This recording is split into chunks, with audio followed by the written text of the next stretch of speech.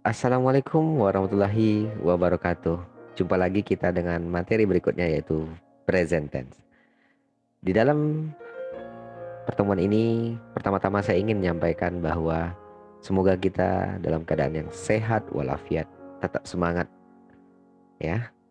Dan mari kita doakan rekan-rekan kita, sahabat kita, bangsa kita, semoga kita semakin membaik daripada pandemi ini.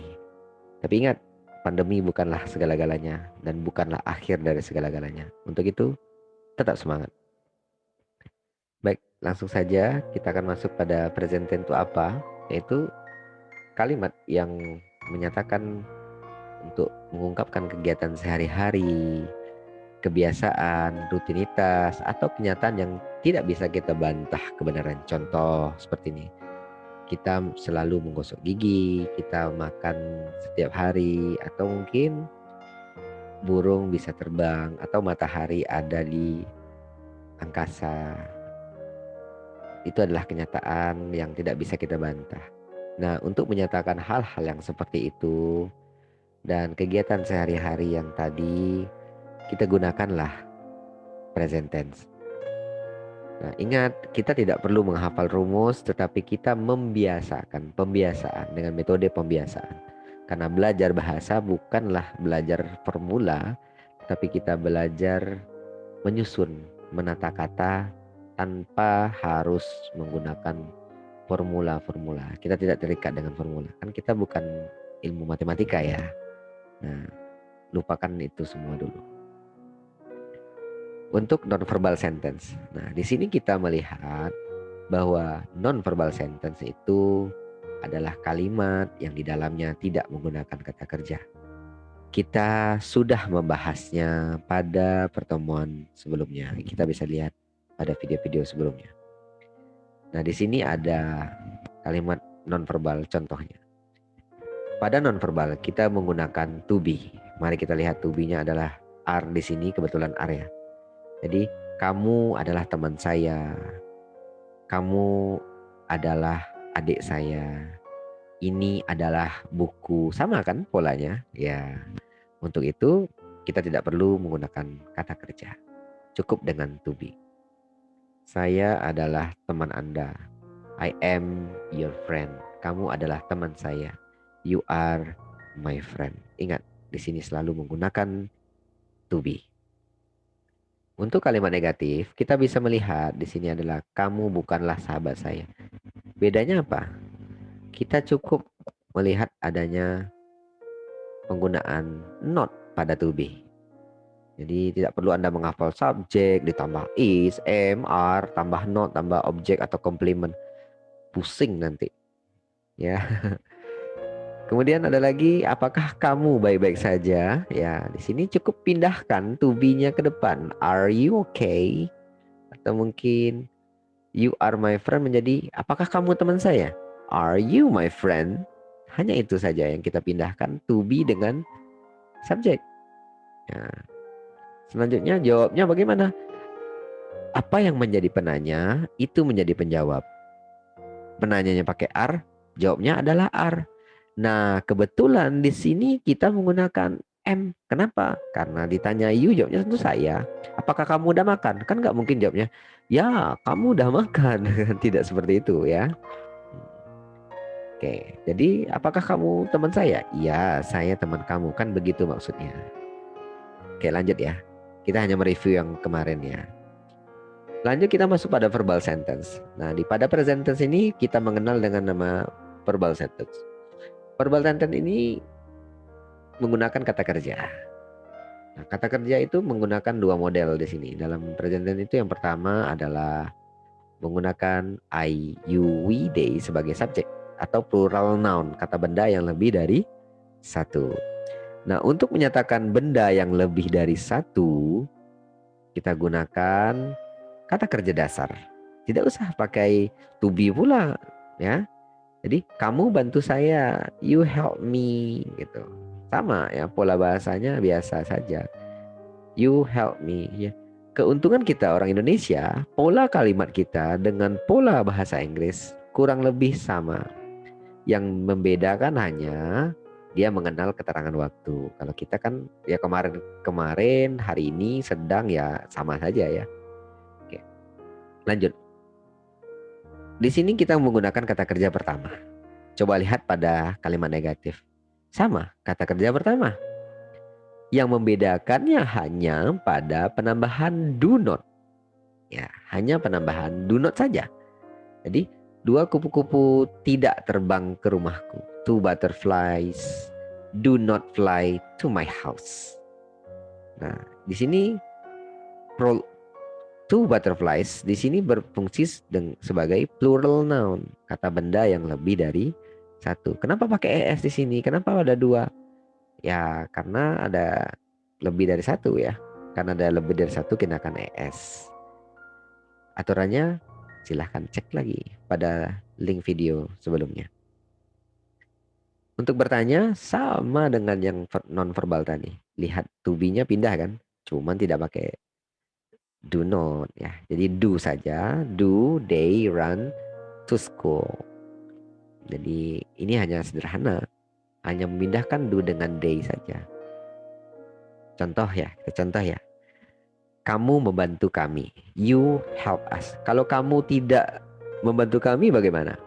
Ya, kamu tidak membantu kami. Cukup tambahkan do not di sini. You do not help us. Sudah selesai.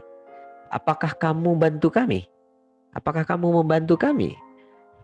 Tambahkan saja do di depan. Do you help us? Sudah selesai. Tidak perlu Anda menghafal subjek, ditambah verb one, tambah objek, tambah komplement. Akhirnya negara api menyerang. Dan kita tidak sampai-sampai kepada kemampuan upgrading ya. Kita nggak upgrade kemampuan kita, malah kita hafalan. Jadi dalam present tense Anda butuh berlatih dan terus berlatih. Kenapa? Present tense ini adalah kebiasaan sehari-hari, percakapan sehari-hari yang kita rutin kita gunakan. Jadi kalau Anda menguasai present tense, insya Allah Anda bisa menguasai bahasa Inggris Anda ke depan menjadi lebih baik daripada sebelumnya. Nah, di sini kadang orang lupa bahwa present tense itu ada pola berikutnya, yaitu menggunakan S atau ES pada kalimatnya. Menggunakan S atau ES pada kata kerjanya. Tapi hanya berlaku pada positif ya. Kita lihat, dia membantu kami. He helps us. Jadi di sini menggunakan S atau IS. Kebetulan S. Kenapa pakai S? Kenapa pakai ES? Nanti kita bahas pada slide berikutnya. Di sini kenapa harus pakai SIS? Jikalau subjeknya he, she, it atau singular noun. Nah, jadi kita bisa melihat di sini. He helps us. Dia membantu kami. Help us pakai S. Pada negatif. Seekor kupu-kupu. Kan seekor, berarti singular noun. Jadi seekor kupu-kupu tidak terbang ke sana. A butterfly does not fly there.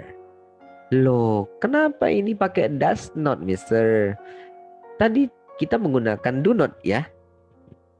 Karena dia untuk menyatakan singular. Lihat, ES ya. Does. Tapi perhatikan ini, kata kerjanya kembali ke bentuk awal pada kalimat negatif dan bertanya. Untuk bertanya bagaimana? Kembalikan saja dia letaknya. Pindahkan saja. Seperti yang bentuk awal tadi.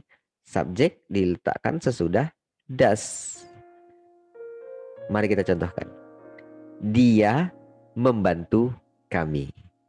He helps us. Sekarang dia tidak membantu kami. He does not help us. Tapi S-nya hilang karena does not negatif. Sekarang bertanya, he helps us menjadi apa? Ayo, sama-sama ya. Dia menggunakan does di depan kan kalau bertanya. Does he help, tak pakai S ya. Help us. Seperti ini contohnya. Does Amir run? Tidak pakai S di sini. Sekarang ikuti saya. Ulangi setelah saya. Tidak Anda ucapkan tidak apa-apa. Kalau malu-malu ya, dalam hati aja boleh. He, kita buat positif ya. Dia membantu kami. He helps us. Pakai S. Helps-nya. Kemudian negatif. He does not help us. Dan bertanya, does, di sini does-nya, he help us. Oke, terima kasih partisipasinya. Saya yakin dan percaya semakin banyak kita berlatih, tentu kita tidak akan bisa, ya, tidak akan bisa kita gagal untuk itu. Kenapa? Dulu kita berjalan ya, kan nggak langsung pandai berlari. Untuk kita belajar dulu dari merangkak, pelan-pelan, akhirnya berdiri dan akhirnya berlari. Begitu juga dengan belajar. Tanpa kita sadari, proses itu adalah salah satu hal yang penting. Banyak kita menghafal rumus-rumus ini dalam bahasa Inggris. Tapi apa hasilnya? Banyak orang gagal. Kenapa? Karena bahasa itu tidak bisa diformulasikan. Ya. Tidak bisa kita melihat subjek ditambah verb ditambah objek. Tidak bisa kita seperti itu belajarnya. Itu adalah pola-pola lama yang harus kita tinggalkan. Karena belajar bahasa adalah pembiasaan, bukan hafalan. Buktinya apa? Dia membantu kami. Jadi he helps us. Udah otomatis terbentuk. He helps us. Tidak perlu lagi kita bertanya, ini dari mana datang S? Karena kita sudah terbiasa. Tidak mungkin kan kita bicara, dia membantu kami. He helps. Datang S harus pakai S karena dia he. Terus us kami. Jadi itu masih mengartikan satu persatu. Nanti kita akan belajar namanya CPR. Ya, kita belajar circle, picture, and root. Bagaimana cara kita menguasai bahasa Inggris. Tapi kita kuasai basic dulu untuk sementara ya. Oke, lanjut. Nah, di sini tadi, kapan kita harus menggunakan S, kapan kita harus gunakan ES pada kata kerja tadi. Jadi pada verbal 2 ya, ingat ya, pada kalimat yang ini ya. Kapan kita gunakan S, kapan kita gunakan ES. Kita lihat di sini. Bila kata kerja atau verb berakhiran SS, SS, HC, HX, ZO, maka ditambah ES. Jikalau Anda telah menghafal yang aturan penggunaan SIS pada kata benda, sama dengan ini, kurang lebih sama. I miss, saya merindukan atau saya ketinggalan. She misses, lihat SS double ya, misses. They go, they ya, ketika jadi he goes. We watch, we catch. Apalagi yang pakai we buzz. Apalagi banyak ya. We wash dan sebagainya. We catch pakai ch di sini, ch. The dog catches. Kenapa pakai es? Karena dognya kan singular dan seterusnya. Bila verb berakhiran ly atau y, jikalau kata kerja berakhiran ly atau y yang diikuti dengan huruf mati ya, diganti y-nya dengan i, dengan I ya, lalu ditambah es. He and she cry. Lihat, dua orang kan? Ini plural. He and she dua ya. Di sini she saja. She cries. They fly menjadi, ya cari sendiri. Silahkan Anda lihat contoh. Nih, bandingkan. Kenapa ini pakai she buys? Kenapa bias ya? Karena dia menggunakan huruf mati, makanya jadi IES. Kalau ini pakai huruf hidup ya, buys. Yang ketiga, selain aturan itu cukup tambahkan S saja. She stands dan sebagainya. She stands, she sleeps, she swims ya. Nah, di dalam present tense gunakanlah selalu always, seldom, jarang, rarely, jarang, often, ya, bukan often ya, often, sometimes, occasionally, each other. Contohnya, she always comes late. Dia selalu datang terlambat ya. She seldom comes on time. Datang tepat waktu. Silahkan Anda kombinasikan. Ada lagi each other. Each other itu saling artinya. Ya, saling. Mereka melihat each other. Mereka saling melihat. Letaknya di belakang. Ya. Kenapa saya tampilkan ini? Karena banyak kita menggunakan kata itu terlalu dasar ya. Saya pergi sekolah. Itu aja tuh. I go to school. I go to school. Itu aja dari zaman dulu sampai sekarang gitu-gitu aja contohnya. Enggak berkembang-kembang. Gantilah dengan I always go to school. Tambah lagi on time. I always go to school on time. Atau mungkin I rarely sleep late. Saya jarang tidur malam-malam. I rarely sleep late. Atau mungkin saya kadang-kadang membaca, kadang-kadang menangis. I sometimes read, sometimes cry. Atau mungkin dia selalu menungguku. Wah, ini nih. She always wait for me. Ya. Kamu selalu mengundang saya. You always invite me. Bukan invite ya. Ini kebanyakan kita invite aku lah. Invite aku di grup WA. Ah, ya Allah. Invite. Apa yang di-invite? Nanti gepeng. Saya percaya ada lagi setiap hari bisa kita tambahkan kalimat-kalimat ini dengan keterangan waktu setiap hari, setiap malam, every night, setiap minggu bisa jadi. Contoh ya, contoh kalimat kita kombinasikan ya. Saya, ayo ikuti semua saya. Coba kita ikuti. Saya selalu, ayo di dalam sini ya, sengaja tidak saya tulis biar Anda berpikir. Saya selalu membaca buku setiap malam. Coba. Saya selalu, always membaca, read, buku, book, setiap malam, every night. Jadi kalimatnya menjadi lebih berkembang. Tidak mesti saya tidur, I sleep, saya tertawa, I laugh, saya mencintai, I love, saya mencintai kamu, I love you. Sepertinya itu tidak berkembang dan tidak bekerja dengan baik. Pasti kita tambahkan saja, saya selalu mencintaimu selamanya. Kan lebih enak ya. I always love you forever. Minda, I love you dek, I love you bang. Gombal ya. Oke, saya percaya kita bisa lihat contoh di sini. I always come on time every day. Nih, saya selalu datang setiap hari atau saya selalu datang tepat waktu setiap hari. She often goes to bed at 7 p.m. atau she often goes to bed at 7. Dia seringkali ya datang ke tempat tidur, bukan. Pergi ke tempat tidur, bukan. Dia selalu tidur jam 7.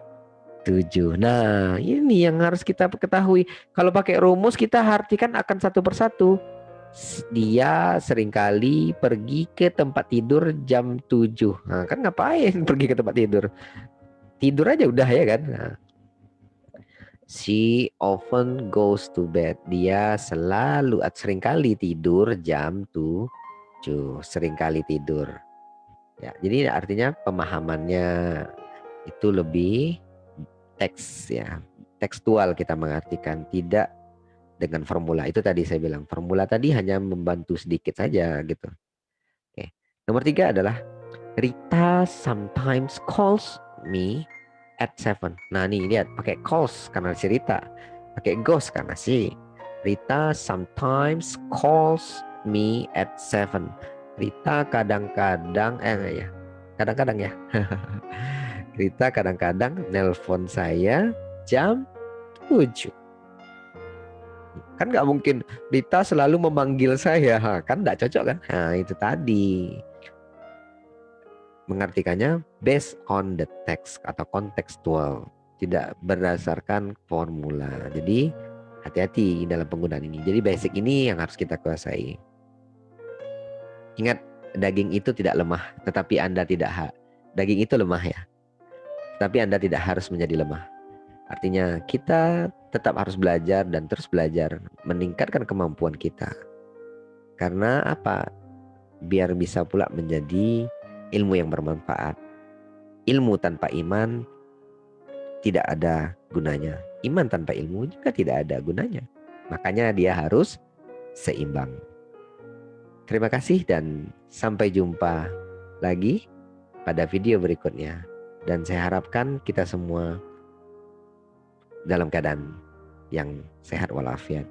Terima kasih dan Assalamualaikum warahmatullahi wabarakatuh.